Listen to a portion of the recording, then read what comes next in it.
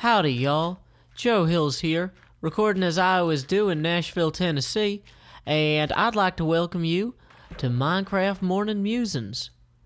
Here we go, got ourselves a nice little boat. Radical Interpretations has been suspended until further notice. You can expect to see it again next week. Do you ever wonder how lack of reflection leads to the destructive and or self-destructive tendencies of fictional villains? In today's exploration of Lao Tzu's classic, the Dao de Jing, we're gonna let Lao Tzu ask us some questions about priorities, and then evaluate how three fictional villains answered those same questions by their imaginary lifestyle choices. From Chapter 44 of McDonald's translation for the public domain of the Dao de Jing. Which is more important, your honor or your life? Which is more valuable, your possessions or your person? Which is more destructive, success or failure?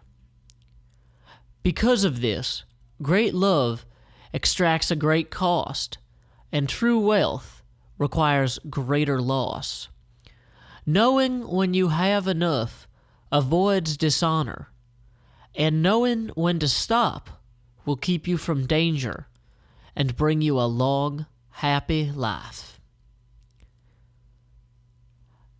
Let's examine first the question of your honor or your life with the case of Oroku Saki, who came to America not to make a better life for himself, but to end the lives of others. In his slayings of Tang Shin and his ambush of hard-working Hamato Yoshi, Oroku Saki demonstrated that revenge was more important to him than honor.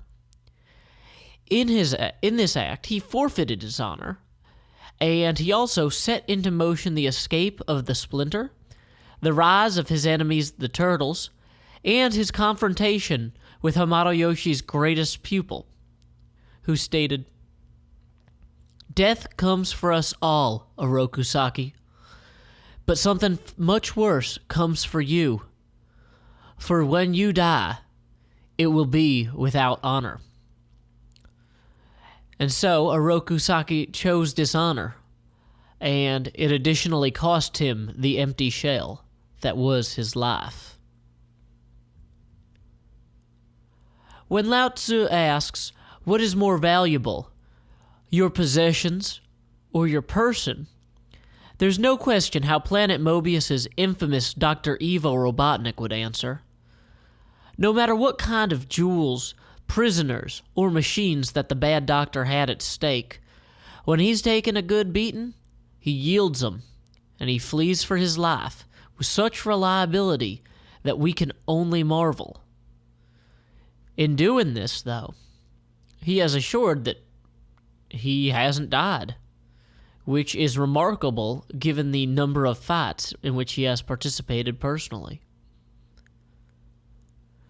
When Lao Tzu asks, what is more destructive, success or failure? It reminds me of the Nintendo Entertainment System game Super Mario Bros. In the game, if Bowser defeats Mario, the player will sometimes press the power button on the Nintendo Entertainment System itself and go do something else. Now, as the Super Mario Bros. Cartridge has no battery, Bowser is unable to celebrate his victory as his world goes dark around him and his influence dwindles to nothing. His success is, in a lot of ways, more destructive than his failure. Because even when Mario jumps across the little bridge and hits the little axe thing, you know Bowser's going to come back in a later level. He always does. But when Mario blinks out of existence because the player's observation of Mario ends, well, the player's observation of Bowser ends as well, and both suffer.